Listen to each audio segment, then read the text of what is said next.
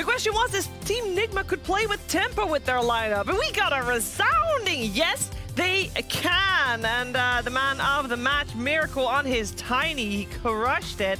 What a first game to the series. It is Team NIGMA that take the win on this one over OG, who really couldn't get their wombo combo that we talked about. They couldn't really get it working, T.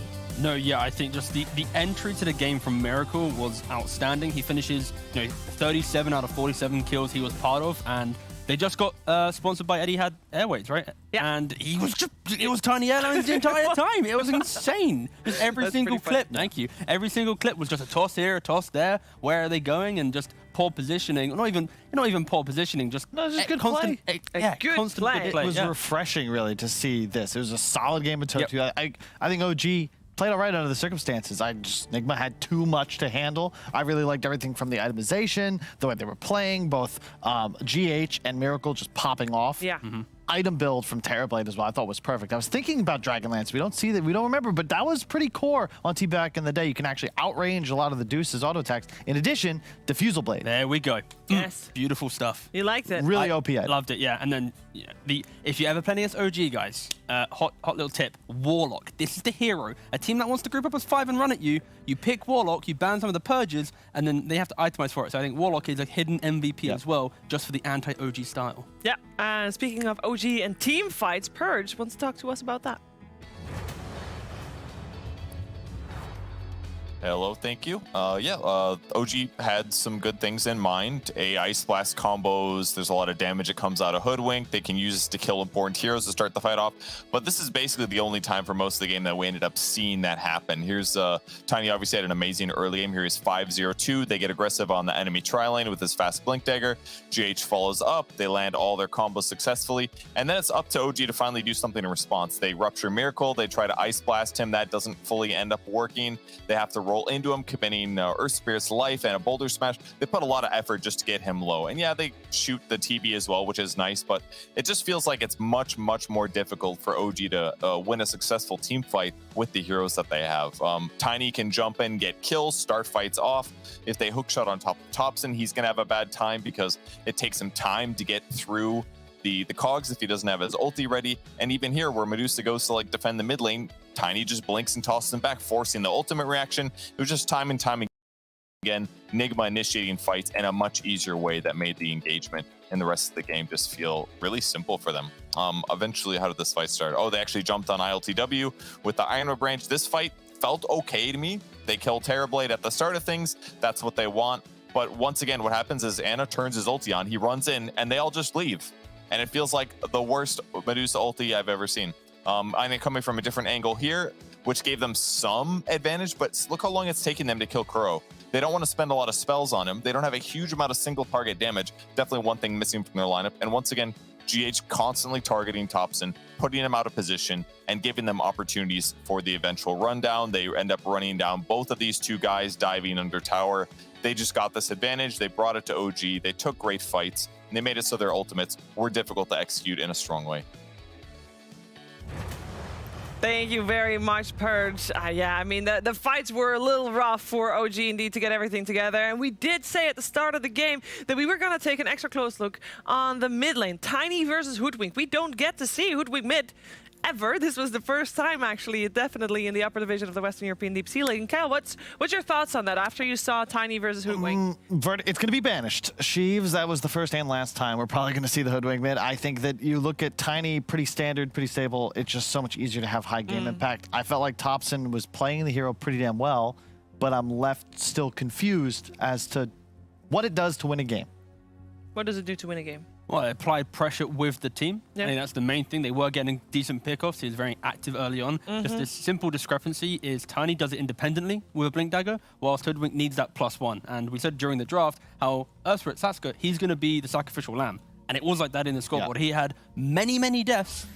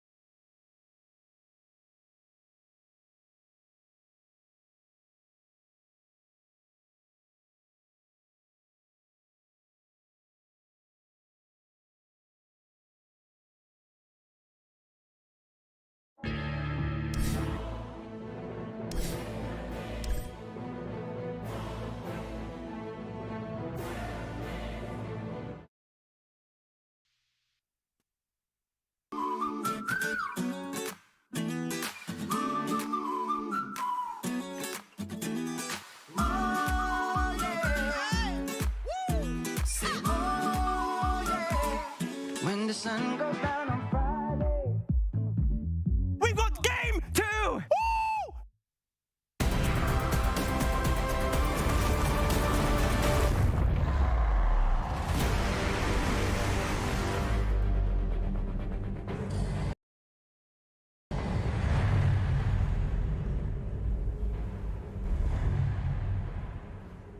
Game 2 coming your way here.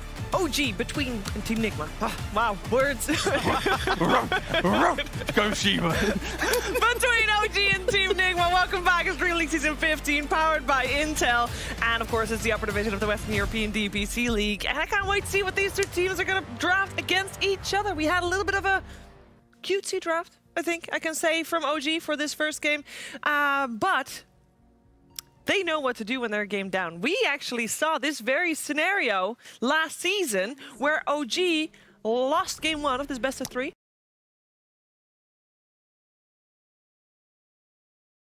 And then they crushed Team NIGMA the games after that. Warlock ban, that's all I wanted to say. All right. And we also saw it at the TI9 Grand Final. We also saw that, yeah. And I like this from OG. This is more their bread and butter. As T-Gov so eloquently put at the start of game 1, OG typically utilize damage manipulation in one form or another to win games of Dota 2. It's been ongoing since way back when with the Moon Meander squad and Miracle when they were sweeping through majors. Drow Ranger is incredibly underpicked. You can play this mid as Thompson. You can play it safe lane as Ana. And they got the clock, more importantly, which does start to, it really just feels like the best 4 right now, at least when these two teams are playing. And for NIGMA, they come into this draft just automatically picking Tiny once again. They picked the Willow, which is a big indicator simply of Tiny will just be the mid. There's no flexibility here. And for OG, I would love to just see the Drow as a mid lane. Yep. You can apply some type of pressure to Tiny, and it's just annoying when you have to deal with this dual core. Especially when you're not level 6, you have 0 armor. Laning any sort of rotation, especially from a hero like Clock, might be troublesome for you. The PL ban immediately. Likely going to see them remove a couple more Drow counters as well. And when we see Willow, we immediately think Morphling, but traditionally, Drow's always matched up quite nicely against the Morph. I don't know how much that's changed now that Manta Rush is pretty much the itemization of choice. Wyvern, hard counter to the Drow in years past. I'm surprised to see that gone. And I mean, look at the bans from Kuro coming out. Abaddon and Brewmaster. Just because these are heroes that soak up the tank, right? The fight. Exactly. Early, like, if you run into this guy, you're like, oh, how do we get through, like, kill him, then find the backlines, right? That's just, I think, targeted because you see the Drow. And this is, again, one of those heroes that creates an identity for the draft. It hasn't really changed much over the years. Drow might have been nerfed, buffed, skills changed, what have you, but the way you play around the hero is still the same. You want a lot of chaos that keeps you away from the Drow Ranger, so she's free to just auto-attack. Are there other 5 still in the pool? Because we saw No-Till play both the Abaddon and the Brew, of course. Yep. Are there other 5 positions that could do the same thing? Other than those 2?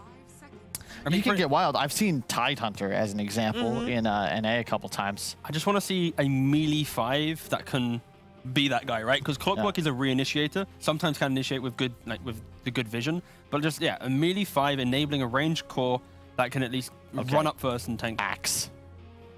One of the lower division games had a Centaur position 5. Get a bit carried away now, guys. Okay. I think we should rein it in a bit. Okay, we'll rein it in a bit. We see a Lycan ban. That's a very prescient ban. That's like the Drow counter, and it's also incredibly good against Clock. You cannot buy enough items to survive against a Lycan. He's too tanky. That Armlet Echo build, you're just mowing down towers 15, 20 minutes it's in. unpicked in upper division. That's the funny thing. True. Like, it is an unpicked hero. It's been in lower division, and we have seen its strength there, but that's because, metas are... when we haven't seen Drow. So because we see it here, suddenly there's a whole new pool of heroes that are going to be considered because it's not, say, a Morphling in the opening. I will say it's very refreshing this season. The difference between meta to upper to lower, it's not as if lower is always just copying what upper's doing. There is a little bit of kind of independence from teams. And I like the fact that, they're just becoming more confident in their own image. It puts kind of Dota in a good position for the future. Yeah, it's also interesting how different regional strategies, some stay in the region, some make it across the oceans. Like Medusa was being picked all the time in Southeast Asia. We really only saw it start picking up in Europe, like this week, last week. NA started the Warlock hype. Yeah, the Luna as well. Thank God that stayed mostly across the pond. That is not a thing. Yet. No, Luna, you can't make it a thing. I have seen a fantastic game of Gorksy with Luna. He won. You lost a lot of subscribers to it, or rather, you had to give subscribers. That's after the Division win. 2. Doesn't matter. It happened. Oh my god. It was so. Slowly making his way up the ranks. So we have a long time that OG has taken to think about this third pick. What could they be discussing at the moment? During their interview, they always like to mention that they always have some form of heal within their draft. It's a core component of their lineups. Okay, so they go for Enchantress. Yeah, I was going to say they needed some type of tankiness within their lineup. I like the Ench. You just buy a Solar Crest. You can, if you want to be greedy, you can go for a Dragon Lance for a more fight, but it just gives you something that can tank these ganks. You have the vision advantage with the creep always running in. Now you have the Rocket Flare as well. OG shouldn't be surprised by any gank from NIGMA right now. They have all the tools required to at least understand the positioning of NIGMA. Of course, Miracle could just see through that and just jump in anyways, but... As he does. All right, Team NIGMA, they obviously had a long time to think about their first pick as well, considering the time that OG took, but they also like to take into their own bonus time here with this third pick. Are we most likely going to see Willow for GH and then Tiny just back on mid for Miracle? Because there's not really, like, Kuro could play Willow, I guess, as well. E.T. No, we're going for okay, Phoenix. That's okay, so into the ranged heroes, the combination. It can be a little spooky. It's nice, but I don't know. Drow against Phoenix, especially you pick up an early Dragon Lance, it's quite easy to eat the egg. I'd love, in this position, I'd love the clock to become a 5, like we saw Alliance do. Yeah, I agree. Push that Ench into a 4-roll, allow the Dragon Lance player to come into, so then you go Solar Crest Dragon Lance, you then have Drow and Ench be your egg counters, and then it sets up that kind of nice cover for the for Ana and whatever carry he gets, but... It's a real nice Storm game. What's the Seb hero here? It's a real nice Snapfire mid game for Thompson. Let's go. You could just be naming heroes from the pool, and I wouldn't know the difference. No, but you can kill egg real fast. It's real nice. Oh, that's a good point. Although Thompson is the one that plays the Drow. But also, if you Tiny into Snapfire is a very Tiny favorite matchup, not for the lane, but in the game, always getting on top of him, preventing him getting the ultimate off. Okay. They'll end up going for the Juggernaut. Such an OG pick. Now, it's almost guaranteed, although, I mean, we saw Seb play Jug offlane like 2 years ago, but most likely it's an Ana hero. You're going to have Drow mid, and that, I believe, comes from knowing that it's almost 95% a Tiny middle, and Drow's just fine with that matchup.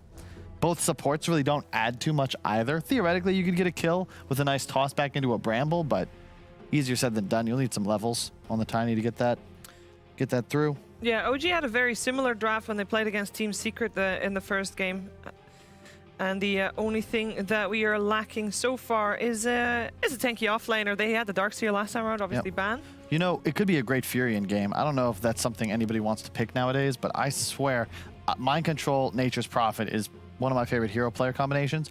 Traditionally, very good against Jug and lane, and very good against Drow throughout the game because you can clear out the tier 1 so quickly and really limit the amount of space she has on her own side.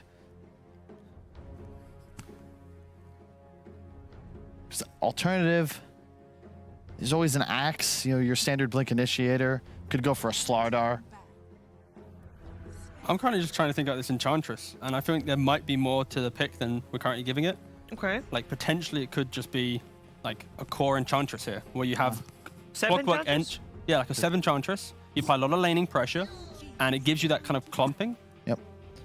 He's played it a couple times in his pubs, potentially, and like he hasn't won with it though. But again, I have this kind of maybe like a gut feeling this could be like a play they make, just the grouping that tankiness and that run at you style. But of course, they just pick up the Spectre. Yep. It is a classic counter to the Drow, always being able to find, get on top of the Drow, mitigate the ultimate coming into effect, because when heroes are near Drow, it removes that. However, that not great against the Juggernaut.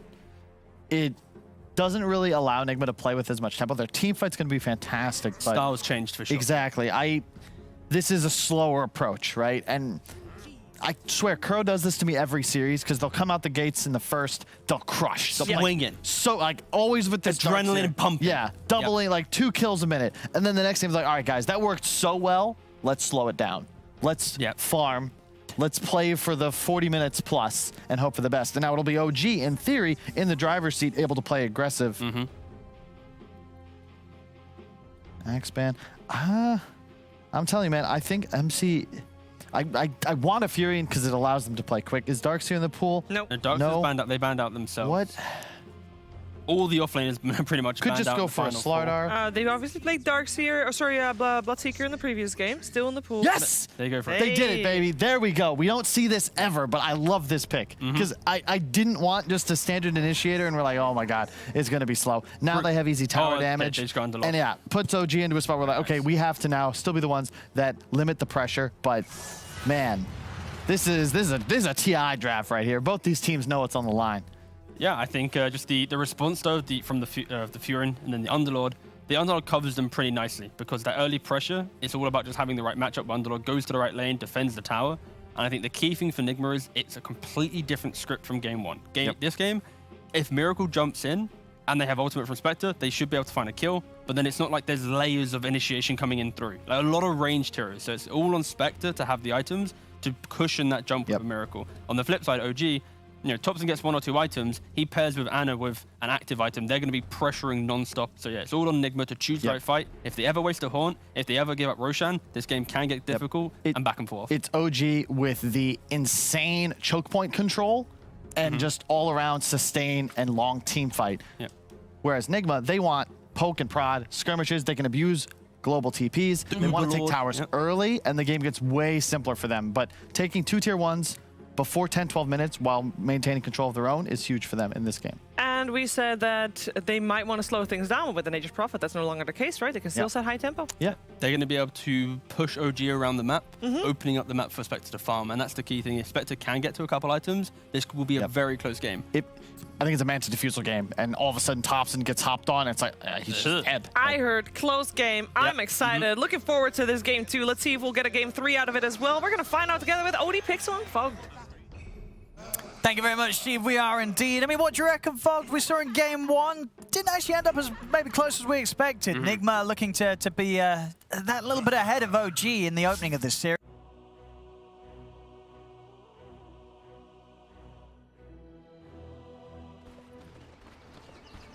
Look out for fallen rocks! One team start to get the lead pretty early. I think it's just a completely different style that's coming out here. We do see still a lot of team fight aggression that's more dominant on the side of Team NIGMA, but OG does have very strong group around with this Underlord. And the way they do play with the Jug is also very early aggression, right? We've seen from Ana a couple times now where he goes for like the early Yasha. He just looks to join his team early on, so could be successful if they're able to actually set up for these pushes, but Spectre and Nature's Prophet, 2 heroes that we don't see too often anymore. This global presence around the map to be able to join this constant aggression that we do expect to see from Miracle again. And he's got good targets. Absolutely. He's got some pretty nice ones, but also some tough ones that are just too tanky or he can't burst down. Jug, Underlord, Clockwork could be problematic for Miracle this time. Sure. I feel like, again, that they're going to have to do quite a lot to try and keep Thompson safe, right? Yeah. There's a lot of heroes that are going to be getting in the face of the Drow Ranger. Absolutely. That's why they do go for that pick with the Spectre, and I'm glad to see this Nature's Prophet. I know Kyle was begging for it. He's been asking for it like every game that he sees my control playing. He's like, please pick Nature's Prophet. So why have we not been seeing much of it? Were the nerfs really that significant? Yeah, I mean, they definitely hurt, but we just don't see it in this region, really. Like, we see it in other regions quite a lot, but it has been nerfed on the Treants quite a bit here. And it is playing versus an Enchantress, so Enchant, you can take over one of the Treants, you can be a little bit annoying inside of that lane phase. Kuro and Saksa duking it out. And yeah, eyes on Saksa. I mean, it really is. As you were saying last game, we saw previous series, Saksa absolutely pop off on the clock. Previous game, though, of course, we saw GH give quite the showing. So we'll see. You know, Saksa definitely after that game, when you could tell he was probably looking at GH and going, I can do that too, and I'm going to show you. Doesn't feel as easy for him versus the heroes that he's up against, like sticking on a Spectre. Spectre can play around it, being able to dagger out. Tiny, quite tanky. Phoenix has a way to play if you time the dive between these battery assaults. Willow, you can go Shadow Realm. He's dead. Easy first blood there for Mind Control. Just right clicks, no turn down the lane. He'll die for it, but hey, it's first blood. Okay. And that's why we see that Mind Control Nature's Prophet. Stands there, right clicks him. Easy kill. Yep. Missing a lot of last hits down here right now, though. Does get the one with the Treants, but we will see lane cutting coming out from Saksa, so we'll get himself off to a good start himself. I like that voice. Yeah, let's see how this mid matchup ends up going.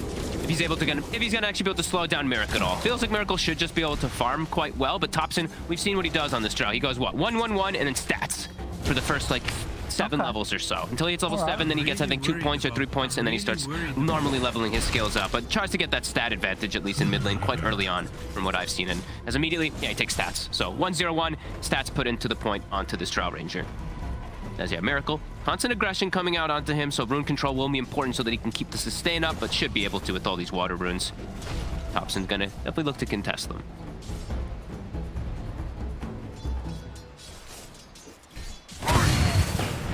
Radiant's middle line. tower is under attack. A bit of damage here on target TW here with the lot, Firestorm. Playing around his creeps though, LTW nicely. Does allow Kuroki to get a pull, but Kuroki actually misses quite a bit of them. He only gets Dream to get as these half pulls. But it's a Spectre lane, so it's always going to start a bit slow, especially into Underlord. You just see this base